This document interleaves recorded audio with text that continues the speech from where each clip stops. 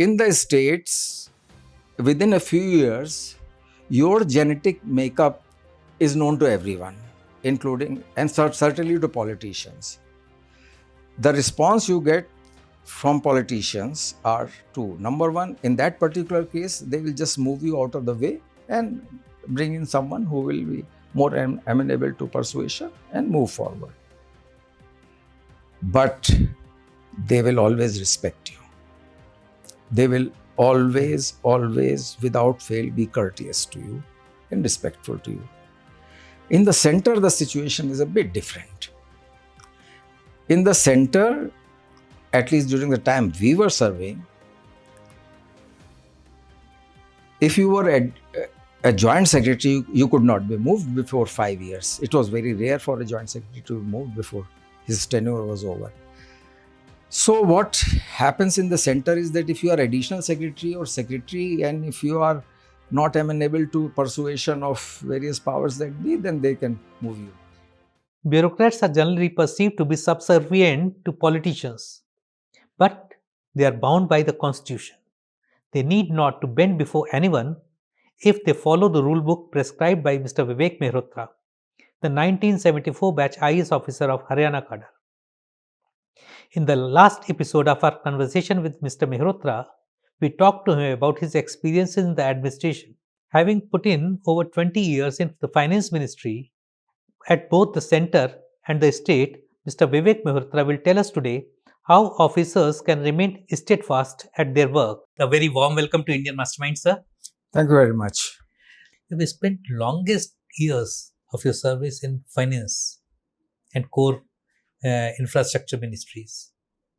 So, was there a particular reason or was it by choice? It wasn't by choice. It was because in Haryana, a posting in finance was considered in those days as administrative Siberia.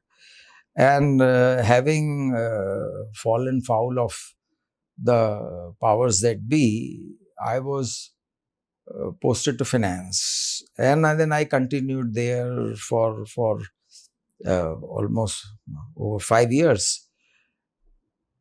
And that is the time I thought it looks like that I may end up being in finance for the rest of my career. So I also decided to do my MA in economics, which I did from Punjab University. And one thing, once you have been in finance for a very long time, then people think that you are fit for only finance. So you continue getting posted there. So that's how I landed in finance. But did you like a field posting or office posting like finance? No, field postings are always much better for. I'll tell you the reason. The reason is that there are 4 key skill sets of an IAS officer, which make him a specialist in public administration and policy formulation. And 2 of those are very closely related to your field postings. I would even go to the extent of saying 3 are related to field postings. So that's why I think your field postings are very essential. Number 1, it keeps you in touch with the masses, with the hinterland. You understand people's problems, people's aspirations, the solutions, and also the policies which would be acceptable to a wide cross-section of people, a disparate social groups, and the policies which will be in which are workable in a milieu which is so diverse and all. And that is the time when you are also able to manage people, situations, democratic institutions, and resources, and you are able to fashion out policies and administrative decisions which may not be optimal, but which are workable, which are feasible. And that is a skill set which makes an IAS officer able to suggest an implementable policy. Your linkage with the masses is very important. And when our rotation from center to the state and vice versa takes place, you bring this learning and your knowledge of the field conditions, your knowledge of the problems and the aspirations of the people, and your knowledge of the solutions and your knowledge of the workable solutions helps you in fashioning out implementable policies. So the field postings are very important. And the second important skill set of an IAS of administrator is the coordination, interdepartmental coordination, right from your posting as a subdivisional officer and a district officer. You are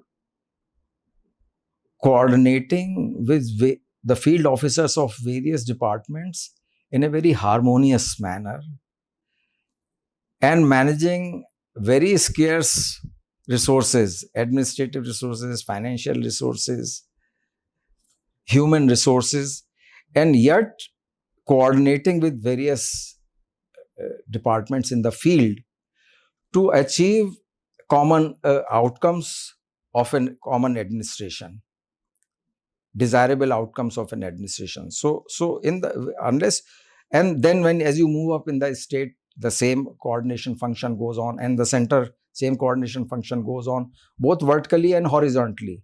You coordinate, and the fact that you have the persons from the same cohort managing various departments and it helps you in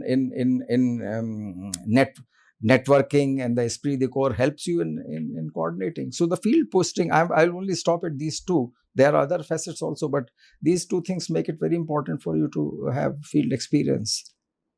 During a long career, there would have many incidents in which you would have come under pressure from your seniors or maybe political class for taking certain decisions which you might not have liked to take. And how did you cope with them? The response of your seniors or of your political executive depends on your conduct. Two things Very important. I think we should do if we want to get a response which we like. First is draw the red lines around yourself. That means I will not ask for any favor, any posting, transfer, particular house to be allotted, discretionary quota plot.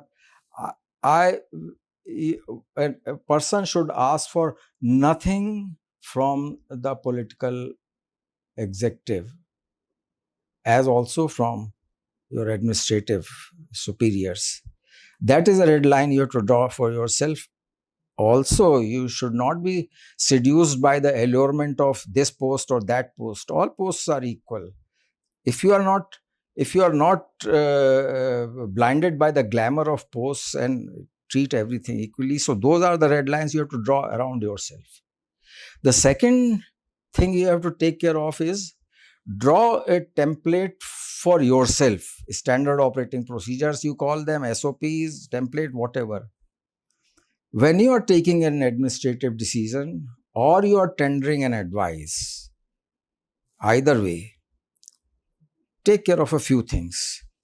Make sure that your decision, whether it is an allocation of resources or allocation of contracts or appointment of people or whatever, or any advice on any policy, you have to make sure that it is strictly in accordance with laws, rules, and regulations on the subject.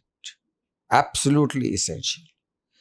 Number two, you have to absolutely ensure that your decision is based entirely on merit of the case and nothing else.